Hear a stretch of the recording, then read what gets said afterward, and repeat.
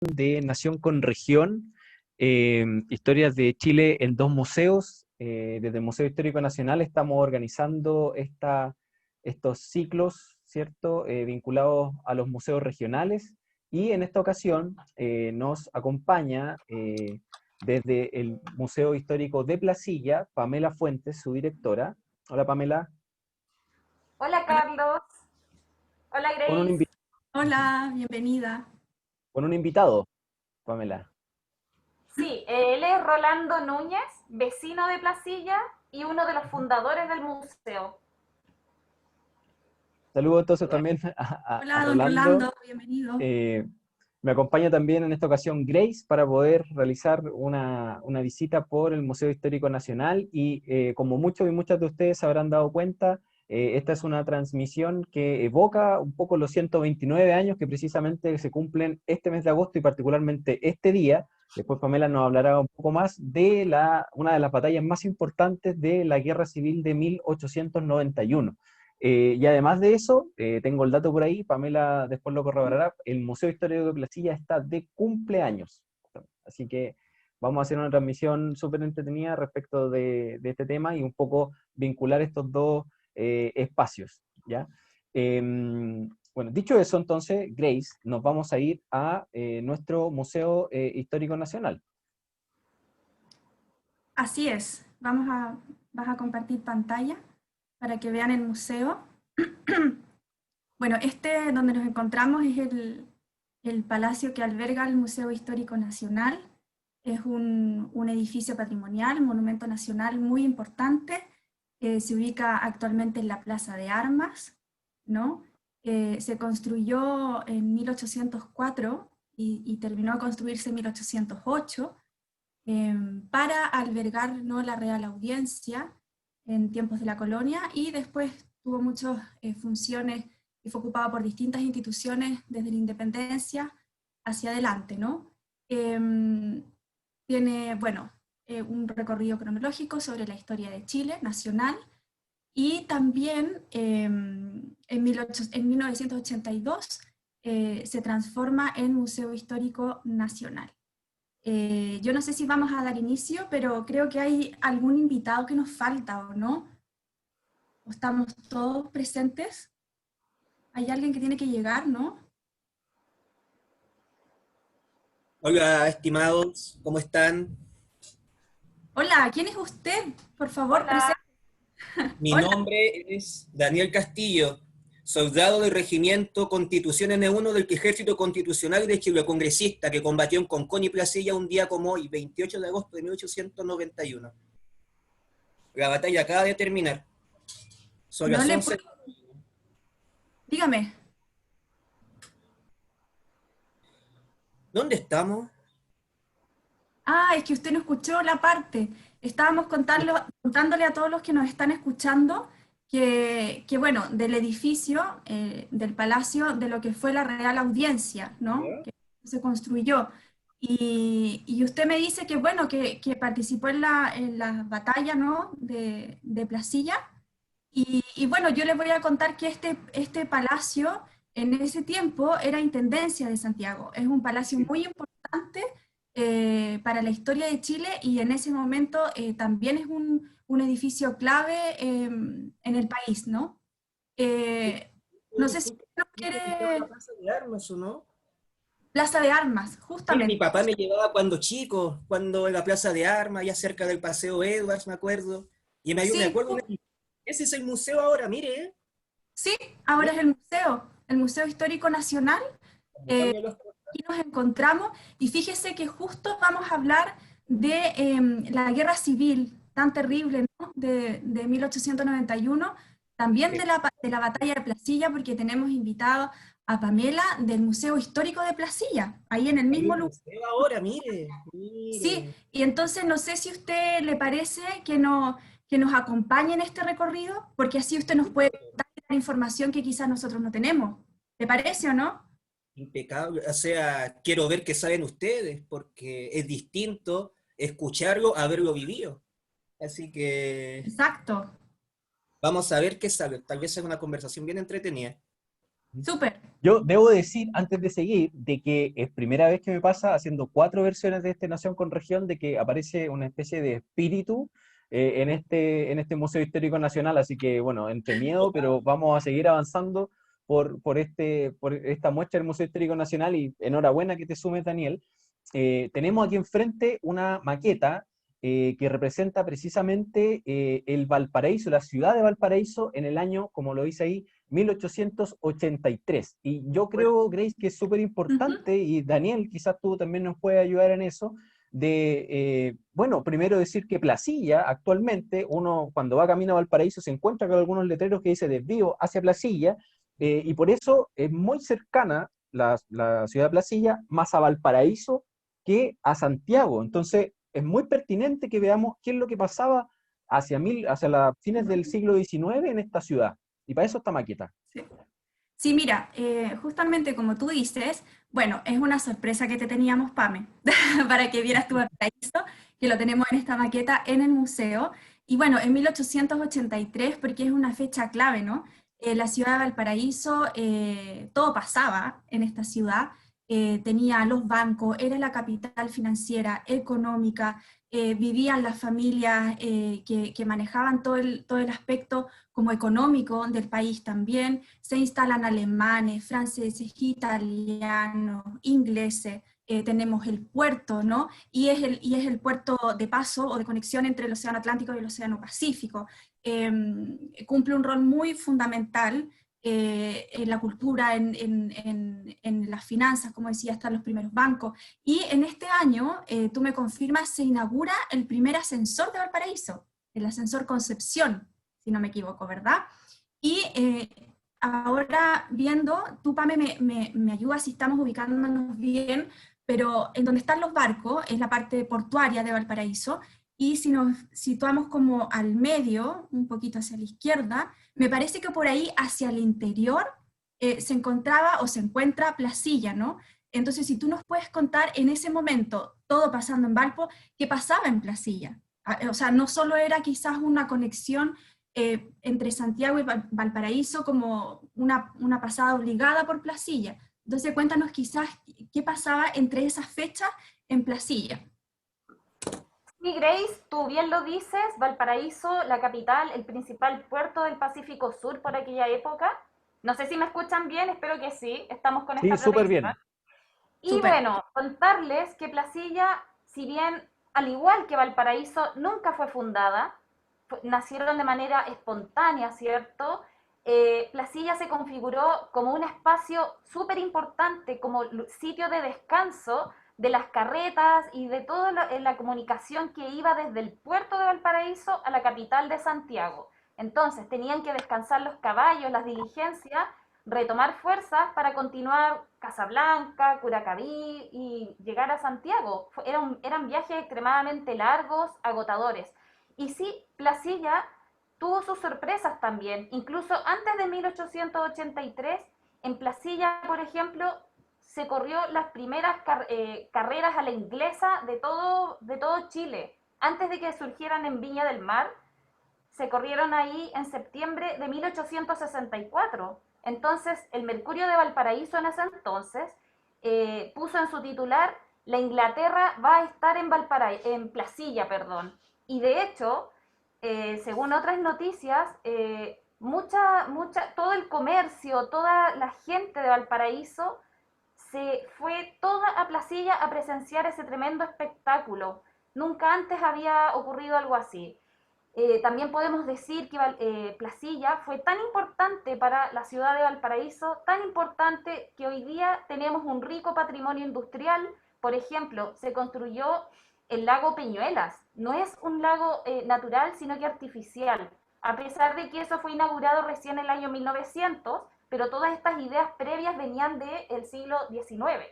Entonces podemos decir que también tuvimos una central hidroeléctrica vanguardista en todo Chile, fue la primera de uso público, pero todos esos antecedentes están gracias a Valparaíso. Así es que, ¿qué más le puedo contar? Tenemos mucha historia que contarles.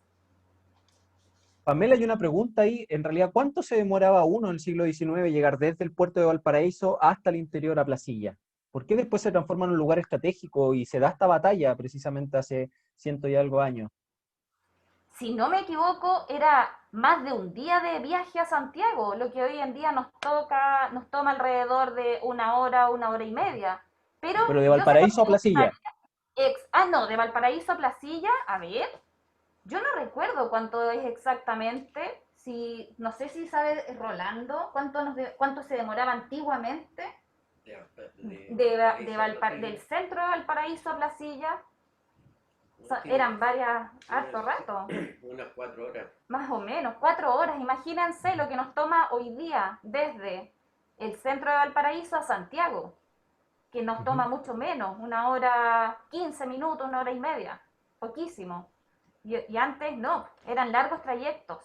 Había que sortear la primera cadena montañosa, por decirlo así, de los cerros de Valparaíso, subir por unas cuestas tremendas, con carretas a caballo. Bueno, después de eso, o sea, después quizás el mismo Soldado Castillo que nos acabamos de encontrar en este salón del Museo Histórico Nacional nos puede ilustrar de cuáles fueron sus experiencias precisamente en esta batalla y en este sitio, antes de que incluso existiera todo lo que existe hoy precisamente a nivel de urbanización en Placilla. Pero entonces es súper importante situar a Valparaíso, ¿cierto? Como un gran foco comercial, como un lugar muy cosmopolita, lo que tú dijiste precisamente, una de las joyas del Pacífico. Hay que recordar que antes la navegación para cruzar desde el Océano Atlántico hasta precisamente el Pacífico e ir a Estados Unidos, por ejemplo, a California, había que hacer un paso por el Estrecho de Magallanes, por lo tanto, Valparaíso es sumamente importante.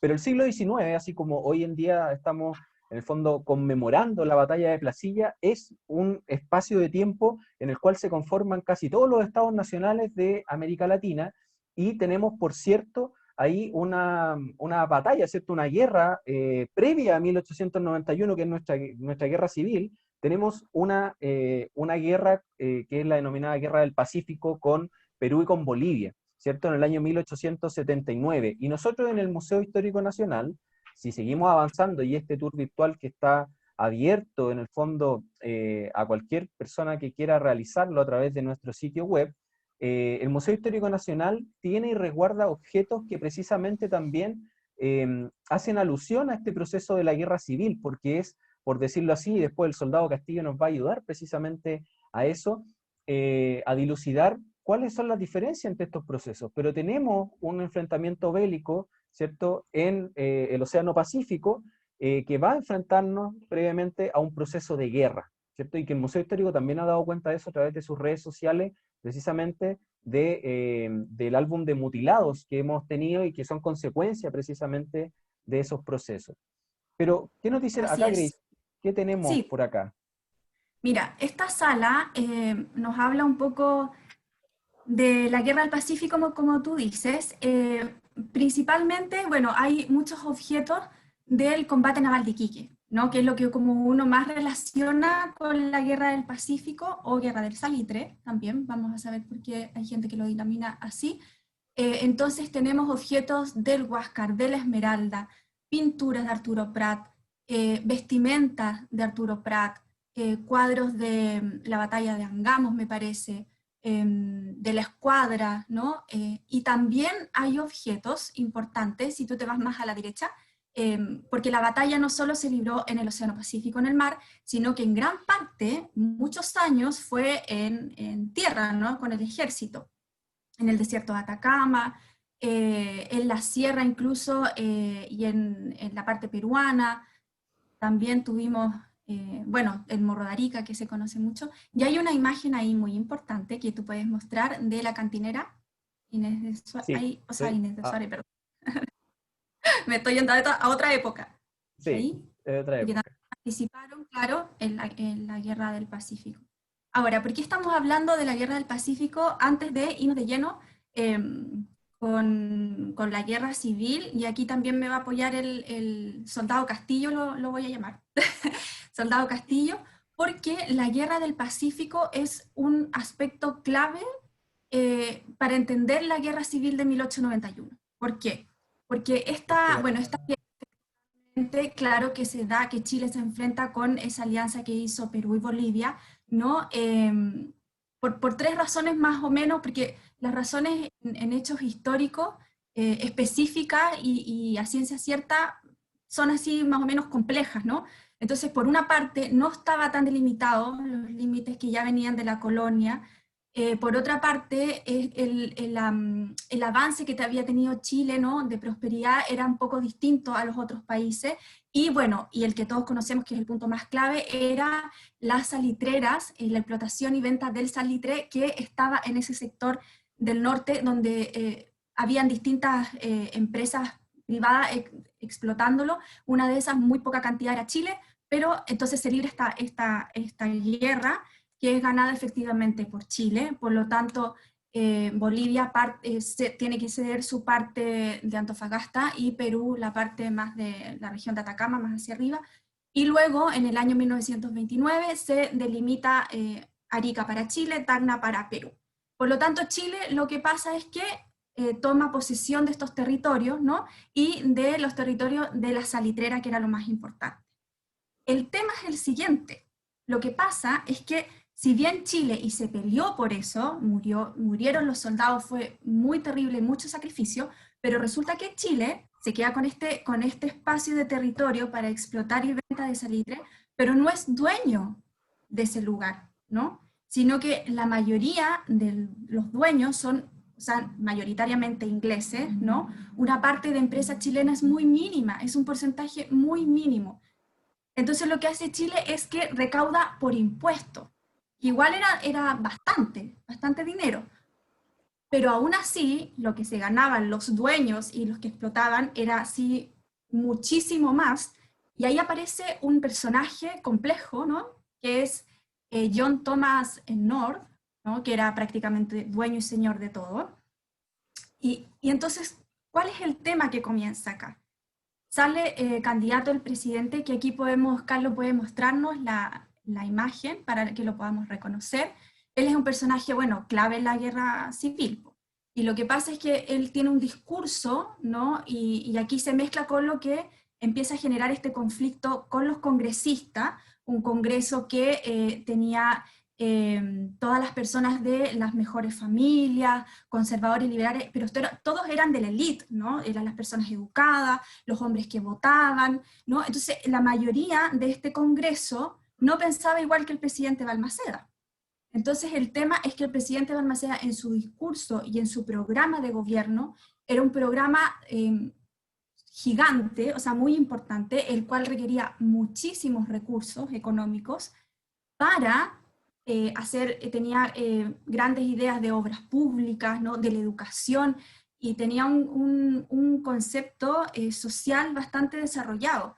Entonces, ¿qué es lo que pasa? Es que en su discurso, cuando visita Iquique, él siempre da las señales de que su programa de gobierno es muy grande y requiere mucho recurso, pero en el fondo lo va a financiar en parte con las salitreras, porque su discurso era: no es posible que nosotros, los ciudadanos, ¿no?, o sea, los que vivimos en este país y es nuestro territorio, no podamos ser partícipes o dueños de eso. Entonces, con esa plata que nosotros recaudamos de los impuestos y todo, se va a ir a ese programa.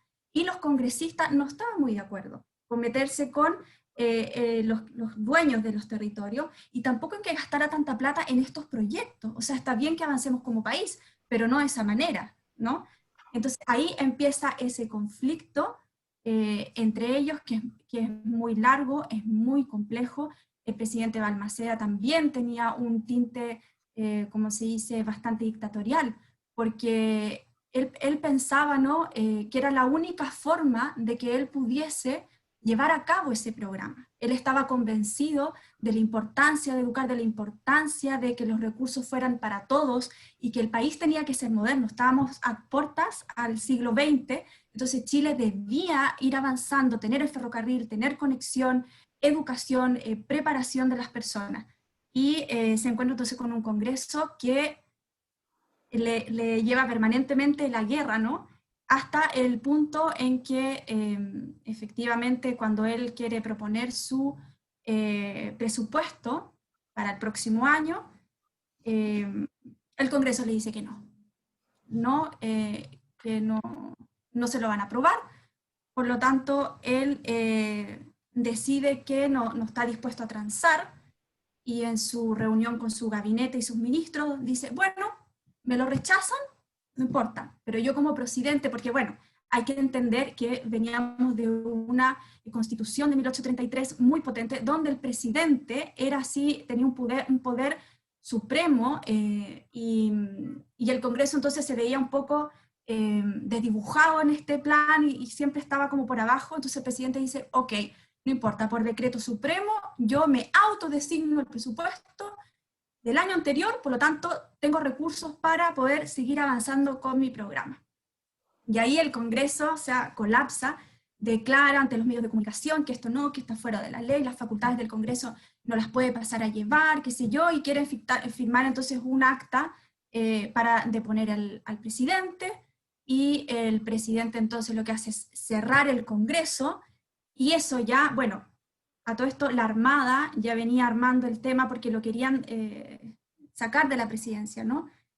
Y ahí la Armada ya estaba preparada en Iquique, y el Congreso entonces hace una junta de gobierno con el vicepresidente de la Cámara del Senado, Wilson Silva, está el capitán de navío Jorge Montt, ¿no?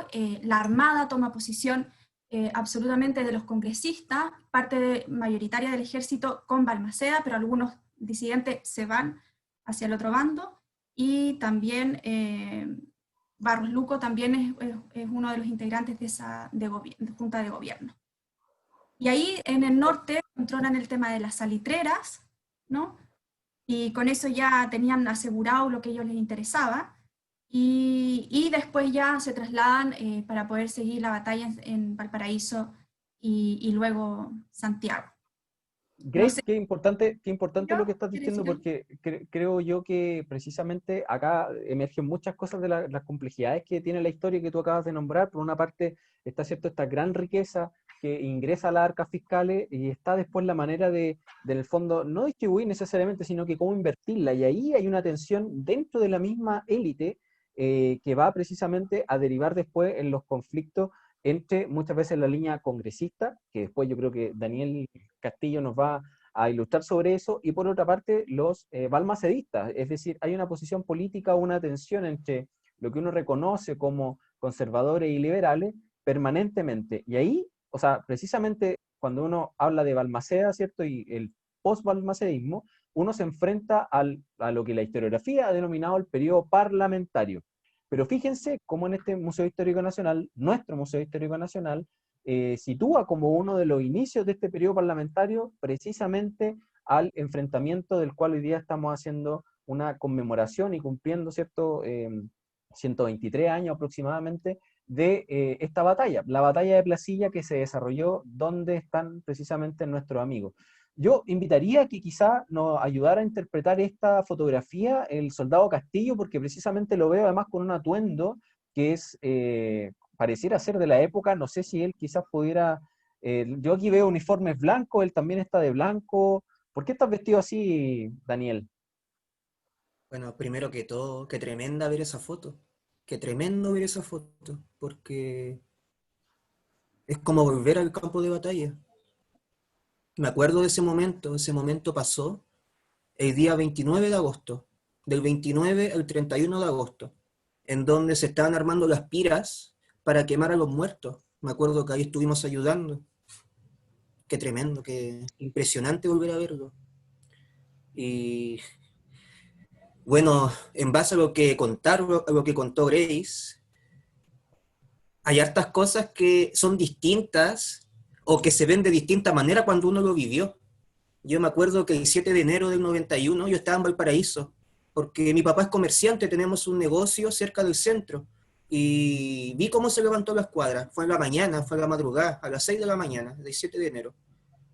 Y mi papá, que sabía leer, a mí también me enseñó a leer, estábamos muy metidos en política, nos gustaba estudiar, y leíamos La Nación, El Ferrocarril, diarios que después fueron cerrados, el Mercurio, por ejemplo, en donde se mencionaba justamente este conflicto del parlamentarismo del Congreso con el presidente, porque le decían dictador, le decían de que no se subordinaba, pero también hay que ponerse en contexto, porque en base a lo que se dice, el presidente Balmaceda se le ve actualmente como una figura modernizadora del país, como una figura que construyó muchos ferrocarriles, una figura que incluso se dice que estaba cerca del pueblo, y no fue tan así. No fue tan así la figura de Balmaceda durante ese periodo. ¿Por qué? Porque en el tema de los trenes, por ejemplo, en el tema de las escuelas, por ejemplo, desde 1850 que está comenzando. De hecho, Balmaceda no se separó mucho del plan modernizador de los distintos presidentes decimonónicos de ese periodo. La diferencia es que justamente ocurrió una guerra del Pacífico anteriormente e hizo ingresar una cantidad tremenda de riqueza al país. Lo que hizo que el presidente, que en ese periodo era muy personalista, tuviera mucho poder.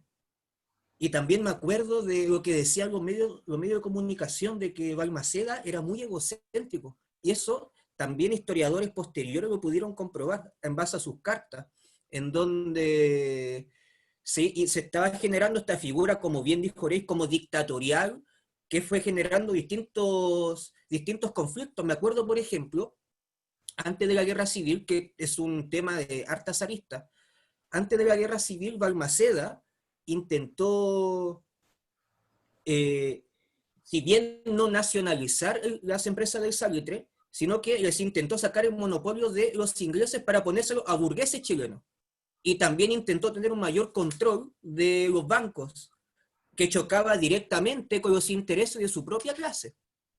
Entonces, resultó de que en base a este conflicto y en base a una deslegitimación de parte del pueblo, y eso me acuerdo harto, por ejemplo, el año pasado, 1890, en la zona norte ocurrió una huelga general, la gran huelga, la huelga grande, que ocurrió en la zona de Iquique, en donde se levantaron los gremios de lancheros, y dio paso, fue como un barril de pólvora, en donde todo el norte, la zona de Tarapacá, se levantó.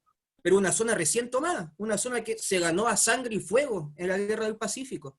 Y mi regimiento, el Constitución, porque en base a la figura de Balmaceda, que no era muy popular en ese periodo por la parte popular, decidirme al norte como clandestino.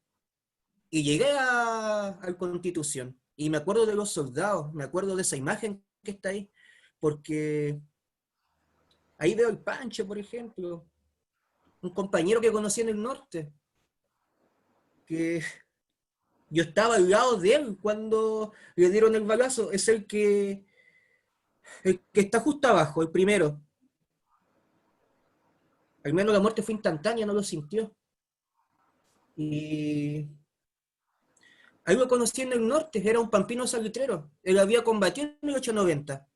Y me decía de que él estaba combatiendo porque sentía rabia, porque el presidente Balmaceda en 1890 en la zona norte,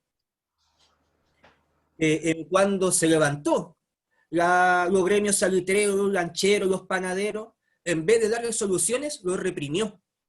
Y al comienzo de la guerra, que es una cosa que comentaban casi todos los soldados pampinos, mencionaban que ellos combatían por la forma que tenía el presidente de poder responder sus dudas, que era a balazos con el ejército, ese mismo ejército que combatimos en Concón y en Placilla, ese mismo ejército que ahora están todos juntos, vencedores y vencidos, esperando ser quemados en esas piras que se ven en la foto. Me acuerdo también de la batalla, me acuerdo lo brutal que fue esa batalla, me acuerdo cómo los soldados balmacedistas, nuestros contrincantes, se rendían en masa y nos decían que se rendían porque habían sido enganchados a fuerza en la zona sur, a Lazo, que habían sido enganchados a fuerza cuando estaban recogiendo agua, cuando estaban en la misa los días domingos, rezando a la Daniel, Virgen, rezando a Cristo. Daniel, ¿qué era que te engancharan? Y con esto yo quizás también doy pase ¿Mm? a sacar esta pantalla y que tú también puedas mostrarnos un poco qué es que te engancharan y además tu uniforme nos llama mucho la atención, ¿no? Bien, el enganche se entendía como, se llamaba enganche, enganche a lazo, que era la forma que tenía el ejército que se ocupó en la Guerra del Pacífico también, de aumentar rápidamente el número de tropas. Por ejemplo, me acuerdo que en el diario La Nación del 8 de enero del 91 se mencionó que el ejército aumentó y se le aumentó el 50% del sueldo. Pero también me acuerdo que veía llegar un montón de gente a los cuarteles. Yo vivía al lado de un cuartel, en calle Freire, en Valparaíso. Y llegaba gente a cada rato y se enganchaban en los campos. Por ejemplo, había un trabajo en el campo, no sé, un trabajo agrícola, y aparecían soldados de caballería, gente de caballería del ejército del gobierno, y con un lazo, igual que a las vacas, igual que a los animales, te agarraban y te llevaban al cuartel. Eso es el enganche forzoso, que fue algo tremendo, fue una de las principales cosas que me incentivó a no defender al presidente e irme al norte, porque era tremendo, a veces juntaban a una cantidad, por ejemplo, 100 soldados, 100 hombres que habían sido enganchados, se llevaban al cuartel y ahí recién se veía si servían para el combate o no. Y si no servías, te echaban. Y si servías, te pagaban una prima de enganche, que eran 3 pesos de la época, y para que te quitamos el trabajo, pero quiten 3 pesos como compensatorio. Eso se lo enganche. No sé si se entendió o si hay más ejemplos, porque tengo bastante.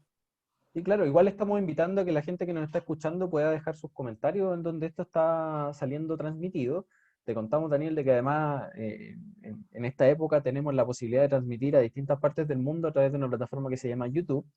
Y está saliendo precisamente a todo el mundo. Yo creo que si no queda tan claro lo del enganche, nos volverán a preguntar. Pero mientras quizás Pamela comparte la pantalla con algunos objetos históricos que se habían quedado o que han logrado encontrar en Placilla, quizás tú también podrías mostrarnos cuáles son tus atuendos en este momento. Para mí eso es un jockey, pero asumo que no es un jockey lo que tienes puesto. Esto no es un jockey, esto se llama kepi, que es la gorra del soldado. Consta de una visera de cuero, de tela de brin, que es un tipo de lino, el número 1, que corresponde a mi regimiento, pintado, y este objeto se llama barbiquejo, que lo voy a activar al tiro, en donde tiene el siguiente funcionamiento. Denme un segundo, por favor. Se da vuelta, y de esta manera no te lleva el viento la gorra. Se llama kepi y lo ocupaban todos los soldados, balmacedistas y congresistas. Ajá. Por acá tendré, no lo tengo acá cerca, pero tenía un kepi balmacedista, que es distinto a este. Ajá. Sí, mira, me llama la atención además mucho porque entiendo que después Pamela, en las excavaciones que ha realizado el museo, ¿cierto? El museo que está en renovación y además está de cumpleaños justamente hoy día, ha encontrado botones, si no me equivoco. Y tú ahí me llama la atención que tienes varios botones que parece que están inscritos, no son botones normales. Y bueno, después parece que Pamela nos va a contar un poco de cómo los encontraron. Quizás pueden haber sido parte de los tuyos también. Estos botones, si bien no se distingue bien, voy a ver si puedo acercar un poco la cámara para que se distingan y se vean otras partes del uniforme. No sé si se ve, pero son botones con estrellas. El famoso botón estrella, que lo ocupaban principalmente los uniformes de tropas de los soldados. Acá, aprovechando que se ve el torso, porque en esa época, y hay que ponerse en contexto, los soldados y la gente en general era muy cristiana, muy católica específicamente. Y yo acá tengo mi escapulario, en donde está la Virgen del Carmen, que tiene todo un simbolismo. La Virgen del Carmen me protege el corazón, y en las espaldas, voy a sacarme el escapulario para que se vea. Como decía, la Virgen del Carmen protege mi corazón, y el Sagrado Corazón de Jesús mis espaldas. Y se ocupaba de esta manera, como lo tengo puesto. O si no, se podía llevar en el kepi adentro. También tengo mi rosario, para poder rezar. Y este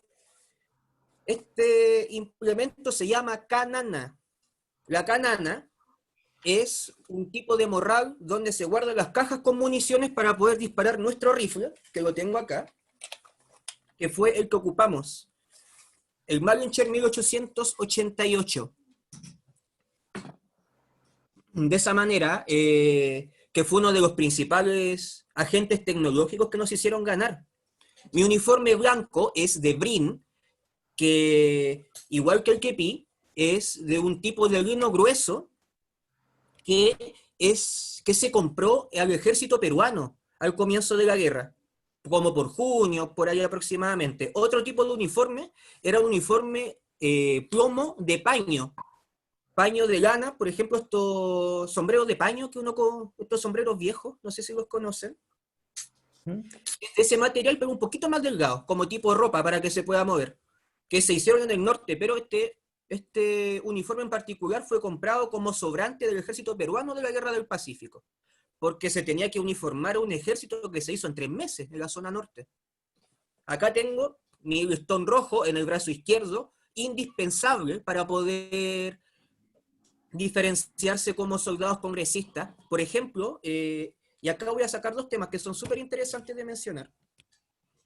El primer término que se conoce hasta el día de hoy, que se llama darse vuelta a la chaqueta, o el chaquetero, nace en la batalla de Concón, la batalla anterior a la batalla de Placilla. ¿Y por qué? Se preguntarán. Resulta que el ejército balmacedista tiene el uniforme azul de la Guerra del Pacífico, ese que se vio en la imagen anteriormente, no sé si se veían uniformes blancos con uniformes como negro, ese es color azul, azul marino, de la Guerra del Pacífico. Adentro tiene un forro blanco, que está hecho de un material que se llama crea o tocuyo, que todavía lo venden en las tiendas de tela. Y cuando se daban vuelta la chaqueta y dejaban ver el forro blanco, quedaban de este color. Y ahí nace el término de darse vuelta a la chaqueta, que simboliza rendimiento, darse vuelta, ser traicionero, por ejemplo. Ahí nace. Y el listón rojo nace como forma de diferenciación en uniformes principalmente, porque el ejército congresista tenía distintos tipos de uniformes. Este es solamente uno, pero existían 4 tipos de uniformes. El uniforme plomo, el uniforme blanco que estoy usando, un uniforme de civil, y los uniformes de los balmacedistas, azul con rojo, que se pasaban de bando. Y para poder diferenciarse todos, y poder distinguirse, mejor dicho, se ocupaba este símbolo. La franja roja en el brazo izquierdo. O si no, si eras un civil que estaba oculto en la ciudad, ocupabas una flor lacre o roja en el ojal de tu ropa. Y eso generalmente, acá tengo otros implementos, por ejemplo. Tengo el morral, en donde tengo mi ración seca de campaña, que consta de charqui, o puede constar de un tarro de conservas con galletas de marinero, que es un tipo de galleta hecha, muy seca por lo demás, con agua, harina y sal. Tengo implementos personales, por ejemplo, tengo mi diario de campaña, tengo una tetera adentro, tengo mi jarro, acá tengo mi caramayola, que consta de 3 partes. Consta de la cantimplora en sí misma, consta de un tarro para el café, y consta de un plato que se ve acá para poder comer tus alimentos. Mi cuchillo, o yatagán, o bayoneta, que se coloca en el arma. Con esto se combatía cuerpo a cuerpo para tomar posiciones. Y el corvo. El famoso corvo que proviene de la zona sur y se ocupó bastante en la Guerra del Pacífico. Así combatían los soldados en esa época. Oye, qué interesante, Daniel, todo lo que tú mencionas, porque eso, precisamente, todos los objetos que tú nos das cuenta, nos da un pase, porque precisamente las labores del museo hoy en día, excepto en el siglo XXI, bueno, también en el siglo XX, es precisamente dar cuenta de distintas colecciones. Y ahí le quiero dar el pase a Pamela, porque yo creo que se han encontrado muchos objetos que nos ha descrito Daniel en las cercanías de Placilla, en esta gran batalla, y que además después nos pueda decir en realidad cuál es la relevancia de la batalla de Placilla, a fin de cuentas, para la guerra civil. Te dejo, Pamela, te doy la palabra. Gracias Carlos.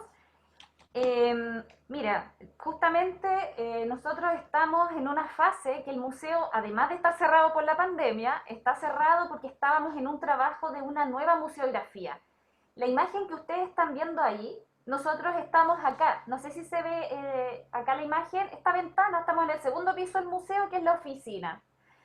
Y logramos ampliar este museo por algunos proyectos que presentamos. Pero yo antes les quería mostrar cómo cómo partió este museo antes de mostrarles los objetos, porque tiene mucho sentido. Y por lo mismo, el día de hoy nos acompaña Rolando Núñez, que es un vecino de toda la vida de Placilla, nacido y criado en Placilla. Y bueno, en esta foto no sale, pero salen muchas otras. Yo lo que quiero decir con esto es que en esta fotografía no existía el museo, era el año 2006. Rolando puede contarnos un poco más, pero yo quiero adelantarles que hoy día estamos de aniversario, cumplimos 11 años desde cuando se creó el museo. Así que Rolando, yo sé que Rolando sabe mucho de su experiencia propia cuando ellos jugaban cuando pequeños con algunos objetos de la batalla. Y eso quiero que nos cuente.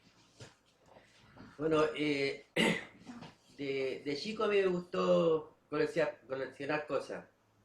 Y cuando éramos chicos, para allá para el bosque, había unos cerros, ahí íbamos a jugar a la guerra. Que escuchábamos hablar de la guerra, pero nos juntábamos 15 personas, éramos todos chicos. Los entreteníamos en eso toda la mañana. Y a mí después me empezó a gustar a coleccionar cosas. Incluso cuando me casé, tengo una pieza donde tengo mi museo. Y ahora ya tengo lleno de cosas, que colecciono distintas cosas.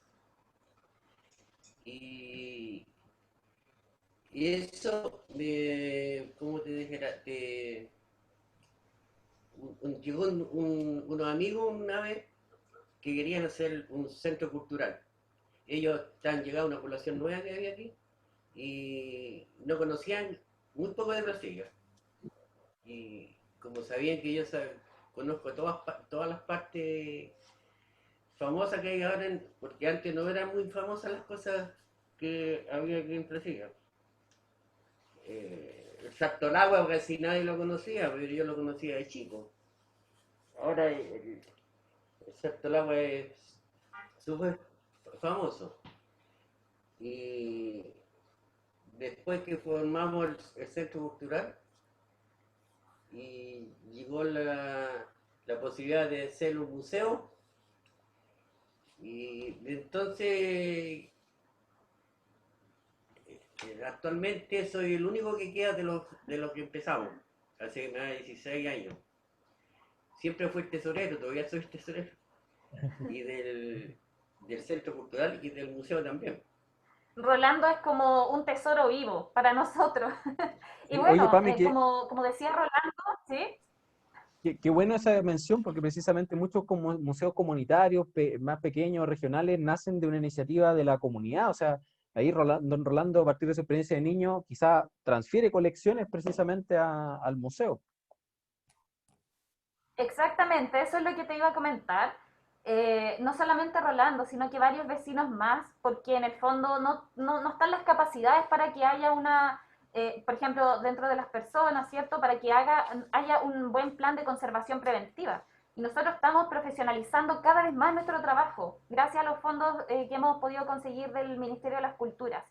Y claro, así es como se fue armando este museo. Hay algunos datos, ¿cierto? 28 de agosto del año 2009. Y aquí pueden ustedes ver algunas imágenes de cómo se hacían las primeras exposiciones en la escuela de Placilla, en la iglesia, incluso fuimos al Museo de Historia Natural de Valparaíso, hay recortes de prensa de esa época, y estas fotos tan bonitas fue un día como hoy, hace 11 años, cuando se inauguró el museo, donde participó toda la comunidad, autoridades locales, cierto, regionales, y ahí ustedes pueden ver acá en esta imagen de abajo cómo era en sus inicios el museo. Ahora no lo tenemos equipado en este minuto porque tuvimos que paralizar por el efecto de la pandemia, pero así fue como se fue construyendo en ese entonces, habilitando las primeras vitrinas, por ejemplo. Aquí abajo, claro, está la primera directiva y aquí sale Rolando, ¿cierto? Y pueden ver cómo se exhibían los objetos de una manera muy precaria. Y acá también pueden ver las actividades exclusivas relacionadas a la batalla de Placilla, seminarios, la presentación de un libro que tenemos, obras de teatro, encuentros de coros, de música, concursos de dibujo, cómo pensaban los niños que había ocurrido la batalla. Te puedo contar que, por ejemplo, incluso encontramos un dibujo de este concurso de dibujo antiguo, donde salían hasta helicópteros. Era la imagen que tenían los niños sobre la batalla antes de saber de la historia. Y pueden ver acá otras imágenes, tantas actividades con la comunidad, con los colegios que hemos realizado todos estos años para difundir esta historia. Porque lo que nos ha pasado es que mucha gente no sabe de esta historia, no sabe que acá, un 28 de agosto, hubieron de baja 5.163 personas, entre muertos, heridos, desaparecidos. Aquí tenemos una imagen nomás de cómo está el museo en la actualidad, pero esto es de agosto del año pasado, ya tenemos un segundo piso y vamos a poder tener las colecciones, como ustedes ven acá, expuestas de otra manera. Entonces yo les quería mostrar acá, antes de cómo se consiguieron algunos elementos de manera, con un proyecto, un fondar regional, ¿cierto? En las fosas comunes que estuvieron acá en Placilla, que Daniel bien sabe de eso, como nos contaba delante. Por ejemplo, acá lo que podemos ver en esta foto, tenemos ápices de tiro para fusil, eran de plomo del año 1891, me refiero del año de la batalla, y hay de distintos tipos para fusil Comblain, Gras y para rifle. Y esta que está destacada en color azul, ustedes pueden ver el efecto, cómo quedó luego de ser disparado, cómo quedó reventado finalmente este tiro. Imagínense que todas estas balas que están acá pudieron haber matado a cuántas personas en esa época. Entonces para nosotros no son simplemente objetos, representan una carga emocional y simbólica muy, muy fuerte, que eso Daniel lo contó súper bien. Tiros de fusil, por ejemplo, percutados y no percutados. Esto se encontró en el sector del Alto del Puerto que está acá en Placilla. O por ejemplo, las vainas de tiro para fusil de bronce que están acá, también de esa época, todas encontradas acá en Placilla. Esto le llama mucho la atención a los niños porque no entienden qué es lo que es al comienzo, pero cuando les contamos que es una granada, quedan realmente impresionados. Tiene un peso considerable también y pensamos en el daño que pudo haber ocasionado, a cuántas personas pudo haber impactado. En este caso este está entero, es decir, no está percutado, como pueden ver acá. Acá hay unos fragmentos, una metralla, un estopín también. Esto fue en el sector La Curtiembre y fue donado también por un antiguo placillano.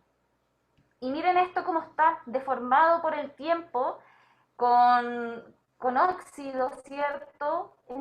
Estuvo enterrado más de 100 años acá en Placilla. Muchos de estos lugares donde hoy en día estaban estos objetos, donde ocurrió la batalla, donde está el museo, y ahí le voy a decir después a Daniel que nos ayude con eso, fue donde ocurrió justamente esta batalla, ¿ya? Entonces pueden ver acá que esto estaba en el sector Bosque de Peñuelas, en la ribera sur del estero Las Tablas, cerca de una villa que se llama Villa Los Álamos hoy en día. Miren, acá hay unos restos, fragmentos también de villas, de un morral, como el que nos mostró Daniel, ¿cierto? De metal, todos oxidados. Y esto es lo que más nos impresiona.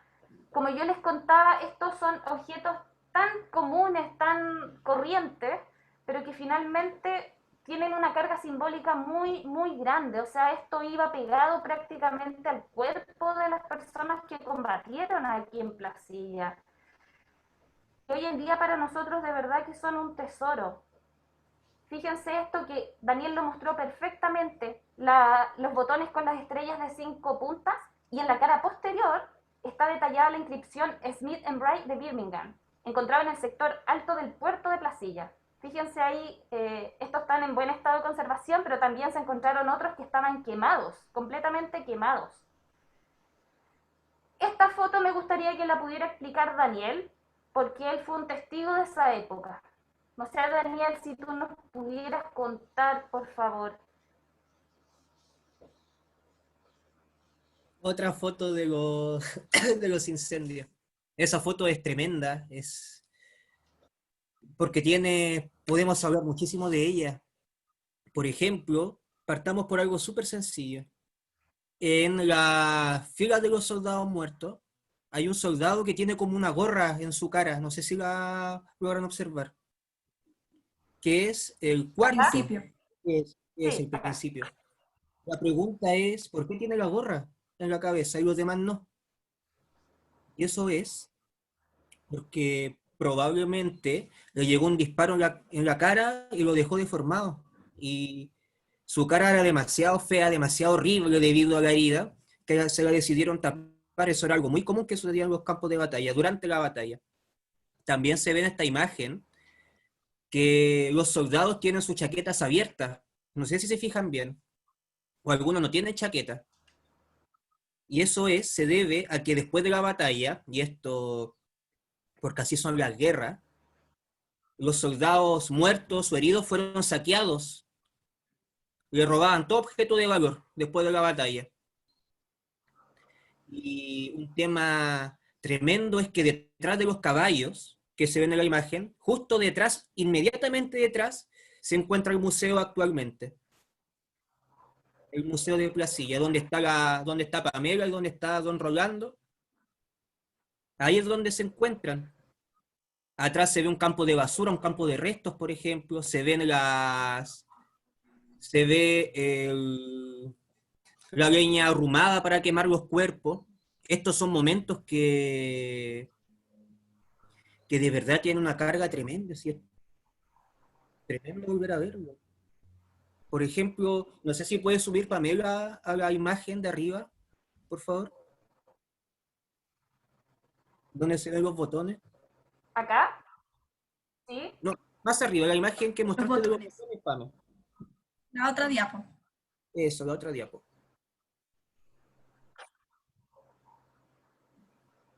Los botones de bronce, los estrellas. Ah, perdón, acá esta. Esta es de los botones. Esa misma, esa misma.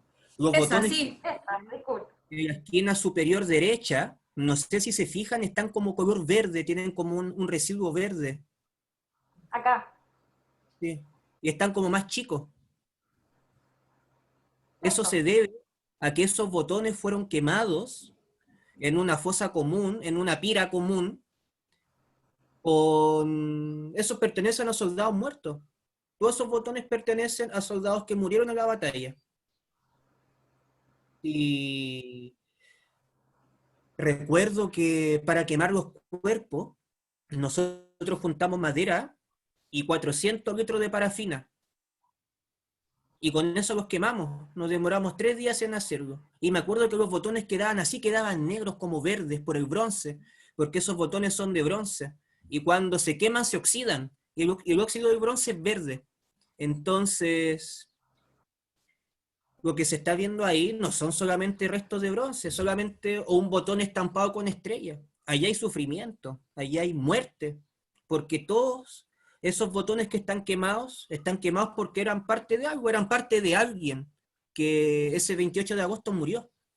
Y ahí terminó su vida, ahí terminó su cuerpo, en una quemado. Y sus botones, lo último que Daniel, queda en un museo. Daniel y Pamela, ahí me interesa también saber eso, porque mucha gente debe pasar por Placilla, de hecho lo comentaron precisamente en YouTube, ¿cierto? De que hay gente que pasa camino a Valparaíso y que no se baja en Placilla, no saben qué hay, y ahora dicen ahí que les gustaría pasar al museo. Entonces, ¿cuál es el mensaje? ¿Cómo trabaja el museo este tema tan doloroso, ¿cierto? De un proceso de la Guerra Civil de 1891. ¿Cuál es el mensaje para las nuevas generaciones? ¿Y cuál es un poco la relevancia de tener un museo ahí?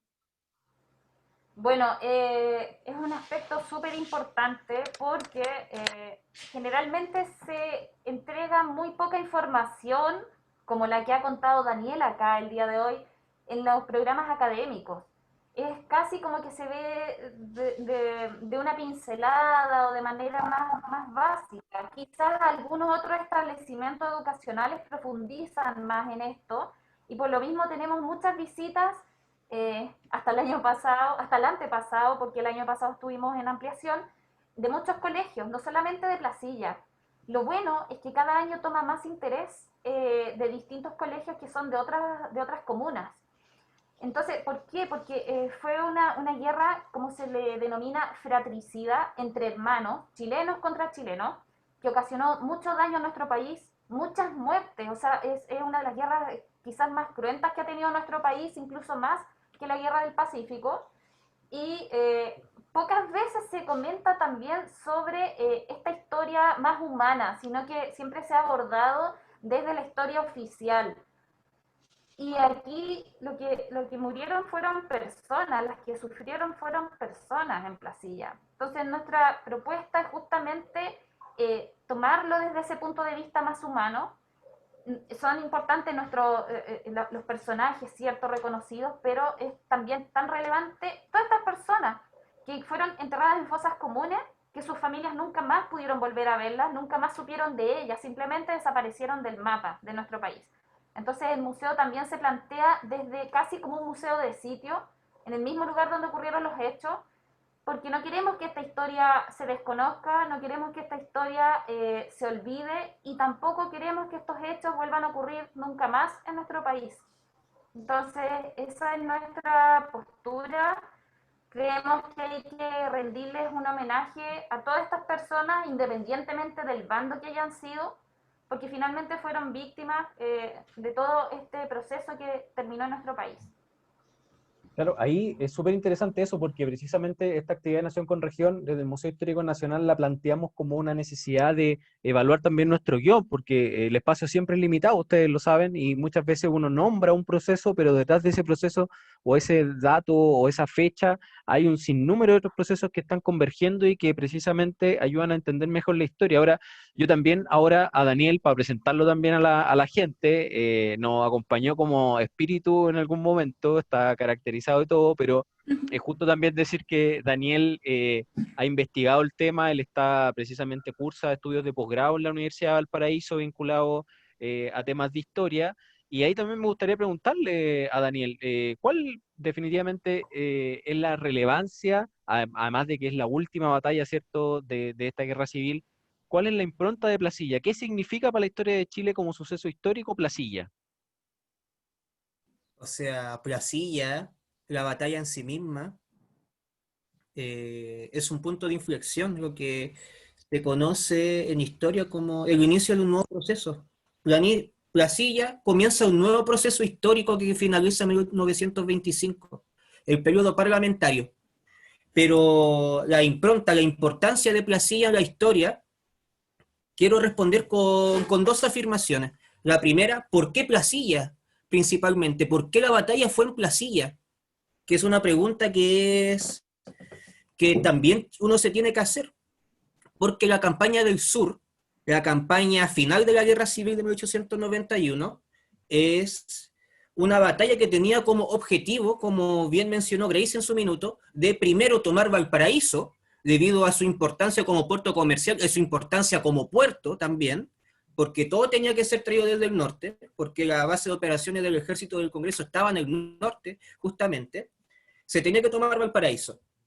Y se intentó primeramente tomar por Viña del Mar, el famoso combate de Viña del Mar, que fue un cañoneo que no permitió el avance del Ejército del Congreso por la costa, por la línea férrea, por Avenida España actualmente, sino que se decidió dar un rodeo por Quilpué, por Ruta Las Palmas, por un camino que se llama Las Cadenas, que todavía existe, y llegar hasta Placilla. ¿Por qué? Porque en la zona de Placilla es la interconexión de tres caminos, llegan en punta de diamante hacia Placilla. El primero se llama Camino Real, que es actual subida a Washington, por Valparaíso, que conecta con Avenida Argentina. El segundo camino es Camino La Pólvora, que mantiene el nombre, que conecta por Playa Ancha. Y el tercero se llama el Camino Carretas, que es un camino que sube por Plaza Chaurren, por subida a Chaurren, hasta llegar a Camino La Pólvora. Estos caminos se conectan en Punta de Diamante, en Placilla. Por eso la batalla fue ahí. Porque tú tomas Placilla, tomas la llave para ingresar a Valparaíso, por los 3 caminos. Así que la batalla, estratégicamente hablando, fue ahí. No pudo haber sido ni en Casablanca, ni en Quillota, tenía que ser en Placilla. Y por eso los ejércitos se encuentran ahí simultáneamente. Y segundo, la importancia de la guerra de Placilla en el mapa histórico es justamente que se inicia un nuevo periodo histórico en nuestra historia, y además es la muerte, si se puede denominar así, de un viejo ejército, porque en Placilla se vence decisivamente al ejército que ganó la Guerra del Pacífico. Por ejemplo, este lema de siempre vencedor, jamás vencido, fueron vencidos en Placilla y nació un nuevo ejército con la prusianización. Entonces, Placilla corresponde y tiene un sinnúmero de importancias históricas, importancias decisivas que te van generando la configuración de un nuevo Chile, que incluso se puede dimensionar hasta el día de hoy en algunos aspectos. Así que de verdad Placilla es un hecho tremendamente importante en nuestra historia. Sí, qué interesante eso que nos dices, porque o sea, yo creo que no mucha gente se imagina de que prácticamente en el Museo Histórico de Placilla es un museo de sitio, o sea, es decir, hay una relevancia ahí de que hay que dejar a la gente invitada como para que vayan y también a descubrir este espacio cercano a Valparaíso y lo que tú acabas de decir de la estrategia, pero tampoco dejemos pasar, creo yo, Daniel, tu vestimenta, o sea, tú estudias historia, o sea, estás haciendo estudios de posgrado en historia, ¿y eres aficionado? ¿Por qué estás caracterizado así? Porque yo pertenezco a un grupo de recreación histórica que se llama Aconcagua Recreación e Investigación Histórica. Pertenezco desde el año 2016. Y el uniforme que mostré, el uniforme que pudieron ver ustedes y los asistentes a esta conversación, no está hecho porque sí, sino que corresponde a una investigación de larga data en algunas cosas, por ejemplo. Para hacer un uniforme de recreación histórica, y por eso se llama recreación histórica, nosotros no nos disfrazamos, nosotros no nos vestimos, nosotros nos caracterizamos. Es decir, intentamos ser lo más fiel a la realidad de ese periodo. Por ejemplo, mi uniforme tenía botones estrella a 10 centímetros de separación porque así lo dice la norma. Mi uniforme es de brin, no es de tela, no es de paño, es de brin, porque así lo dice la norma. Y todo eso amerita una investigación histórica, historiográfica, que nos permite acercarnos más a la realidad del soldado y a la realidad humana del conflicto, y ese es un fin que tenemos como agrupación de recreación histórica, debido a que nosotros no nos vestimos para hacer apología a la guerra, sino que nos vestimos, nos caracterizamos para que la gente se dé cuenta de que un soldado es igual a uno, solamente que con un atuendo distinto, un soldado que siente miedo, un soldado que va, cosas tan básicas, un soldado que reza, un soldado que come, un soldado que incluso va al baño.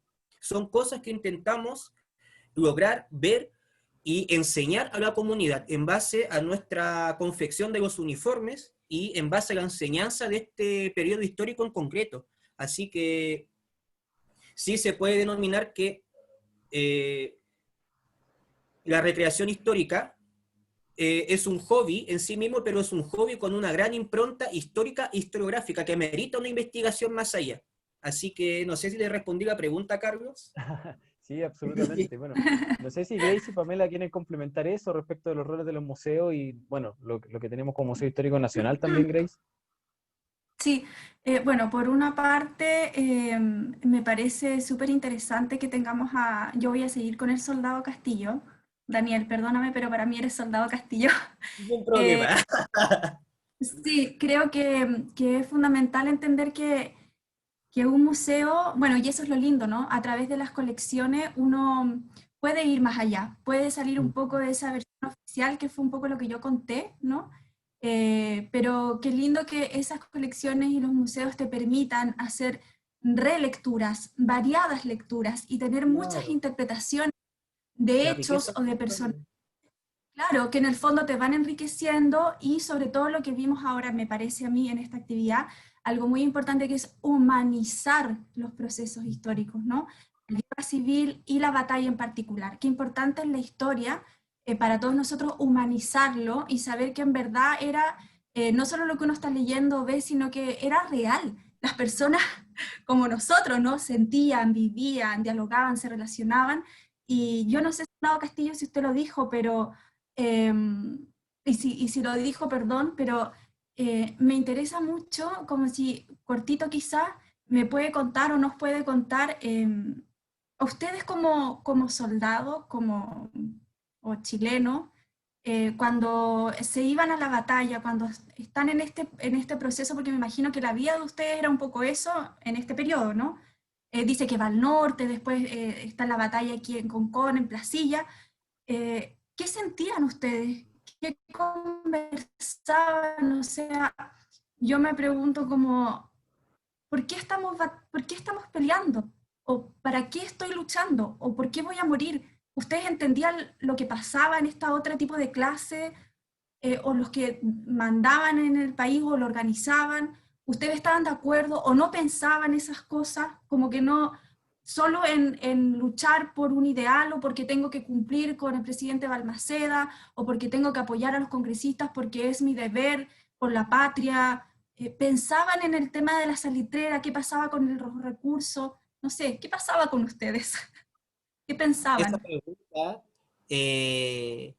no sé si responderla como soldado o como historiador, porque es Como tú compleja. quieras, como tú quieras. Eso ya. La voy a responder como soldado e historiador, entonces, para poder abarcar más y hacerlo más Eso, ameno a me la parece. comunidad.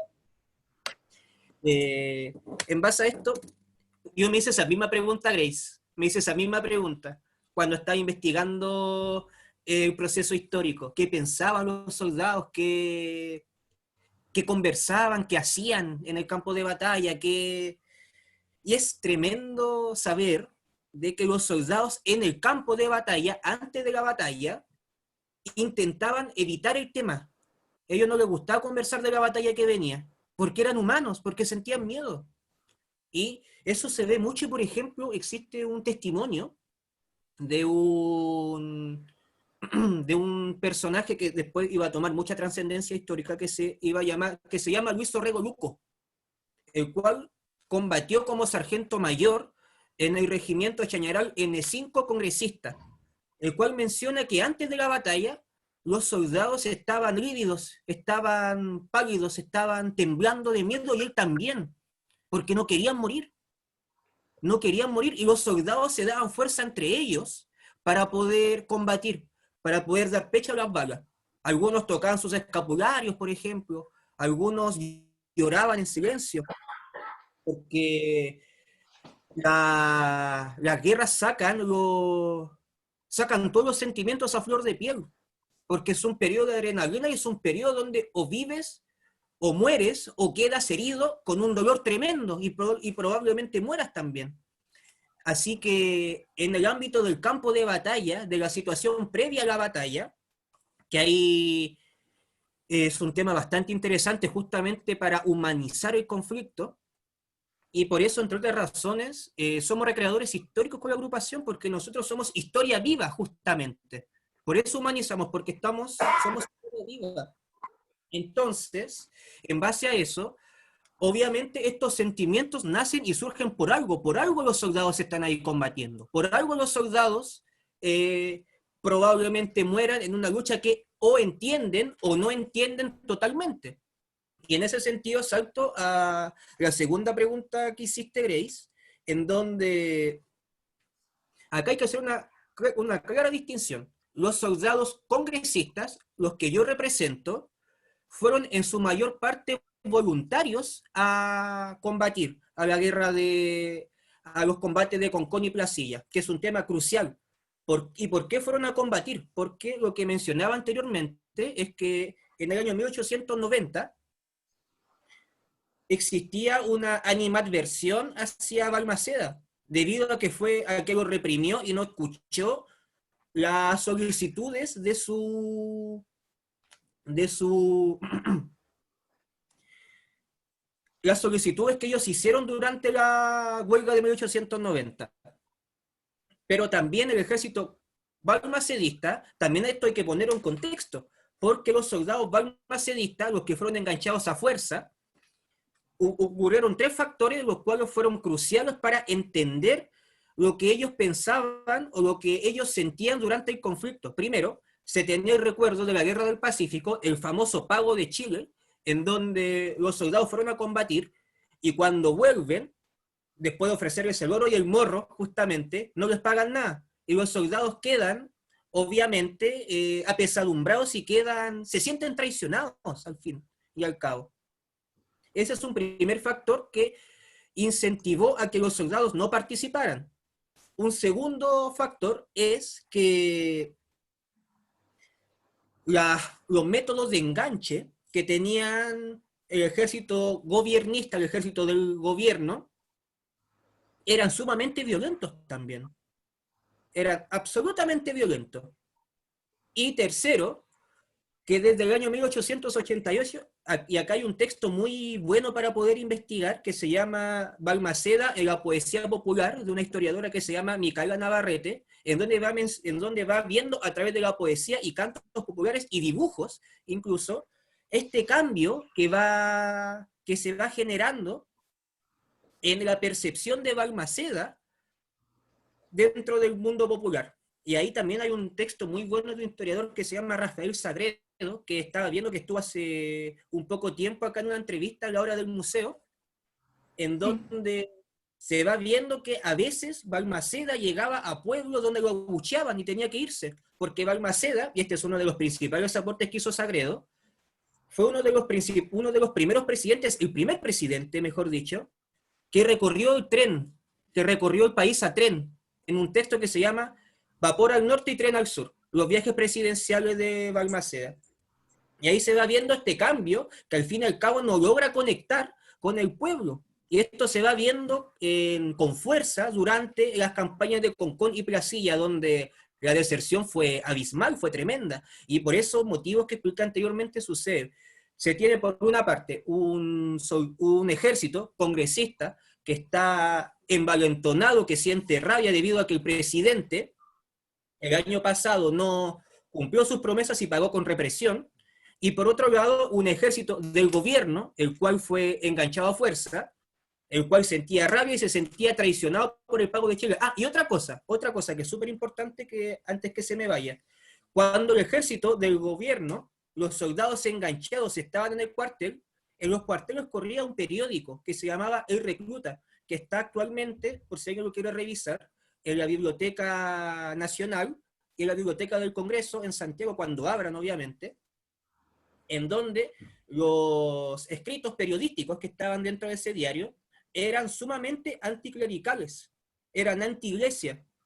Y ahí fue un error tremendo. ¿Por qué? Porque, como decía en un principio, el ejército y el país en general era sumamente cristiano y católico. Y atacar a tu propia creencia en un contexto de enganche forzoso, obviamente iba a generar una separación, una animadversión hacia el mismo presidente, cosa que se dio al fin y al cabo con las deserciones masivas en Concón y en Placilla. Daniel, Esto, dime.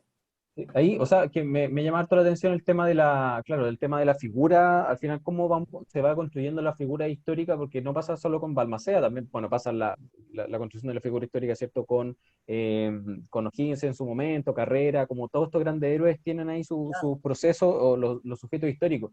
Pero también ahí para ir cerrando, porque ya estamos como en el filo de la transmisión, me interesa ver también cuáles son las próximas actividades que tiene el Museo de Placilla precisamente en este periodo de conmemoración, en su cumpleaños, y cuáles son las actividades futuras. A ver, Pamela, porque hay mucha gente además que está preguntando, por ejemplo, Matt dice, del paradero de bus de Placilla al museo es muy lejos, o sea, hay gente que le interesa más o menos ir, y sería bueno que los dejara invitados, cómo acceder, horario, eventualmente cuando todo esto abra, o cómo también conseguir ese acceso. Mira, acá estoy compartiendo dos invitaciones. La primera es un concurso de pintura y dibujo que tenemos en el marco de este periodo, ¿cierto? Del 28 de agosto En realidad, la convocatoria partió el 15 de agosto hasta el 15 de septiembre. Es para niños de 8 a 13 años, niños y niñas, y jóvenes de 14 a 18. Puede ser con cualquier técnica y hay premios de la gentileza de la librería Queleo Curauma y también de otra librería local. Y además tenemos algunos souvenirs y cosas muy bonitas del museo como incentivo para que se animen y participen. El día de hoy de nuevo nos va a acompañar Daniel junto a Diego Zavala, que es otro socio nuestro y recreacionista de Aconcagua. Diego Zavala, la charla Hitos de la Batalla de Placilla. Esto es a través de nuestro Facebook Live a las 19 horas. También vamos a estar en vivo por el canal 74, que es un canal local de acá de Placilla, conversando a las 21 horas, también por su Facebook Live del canal 74. Y nos preguntaban cómo llegar al museo. Desde el paradero que está en la ruta 68, cuando tú te bajas, cruzas la pasarela peatonal y puedes tomar un colectivo, venir en auto también, o tomar la micro local, el bus local, y son solamente 8 cuadras desde ahí, desde la carretera hasta nuestro museo. 8 cuadras. Estamos en calle Cuarta, con el tranque 571, acá me equivoqué. Y aquí están todos nuestros contactos, nos pueden escribir, seguir en nuestras redes sociales Facebook, Instagram, Twitter. Tenemos un canal de YouTube como Centro Cultural Placilla y está nuestro sitio web. El museo, cuando está abierto, quizás en qué periodo va a estar abierto por estos efectos de la pandemia, pero es gratuito y está abierto a todo público. Así es que eso, pues, dejarlos invitados para que nos sigan, mientras tanto en las actividades virtuales. Bueno, Daniel no se va a poder cambiar de ropa claramente hoy día porque tiene una actividad en la tarde, así que va a tener que continuar con vestimenta histórica. Pero nada, o sea, yo creo que precisamente un poco la idea del Museo Histórico Nacional es hacer estas conexiones e ir generando redes de relatos, ¿cierto? Ir complejizando precisamente esta historia. La labor de Daniel, por cierto, muchos comentarios acá, exquisita desde el punto de vista de la reconstrucción y además de la caracterización, pero aunque no le guste el tema de caracterización, lo digo de esa manera, para recreación histórica, ¿cierto?, de la vestimenta, va colaborando, ¿cierto?, a hacerse estos imaginarios. Quizá hay gente de Iquique que nos ve de Punta Arenas que no solo leen por los libros de estudio y esto ayuda a esto. Entonces, agradecer a Daniel, agradecer a Pamela, por cierto, respecto de la invitación que nos hace al museo y felicitar también al vecino, ¿cierto?, que a don Rolando, que así como él, hay muchos museos a lo largo de Chile que reciben colecciones de esas labores de infancia que uno no sabe que al final van a terminar en un museo, pero que son un aporte súper importante, así que saludar a don Rolando y también agradecer a Grace de que nos haya acompañado acá en esta nueva transmisión de Nación con Región, y dejarlos invitados, ¿cierto? En este mismo momento, al público que nos sigue, está realizándose la cátedra de ICOM, el Consejo Internacional de Museos, de Cátedra Grete Mosny, en la última sesión, así que pueden cambiarse al próximo, en este mismo canal, al próximo, ¿cómo se llama?, al próximo programa, y también invitar a todos los profesores y profesoras, y también a Pamela, y también a Daniel, a que esto va a quedar grabado en el canal de YouTube del servicio, así que puede ocuparse como un recurso educativo, que es algo que queremos fomentar.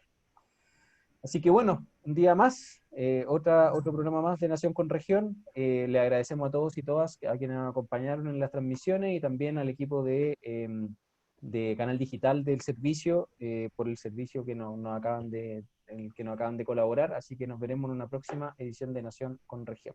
Eso. Muchas gracias a todos y a Gracias a todas. ustedes. Hasta pronto. Chao, gracias a Chao. todos. Estén muy bien.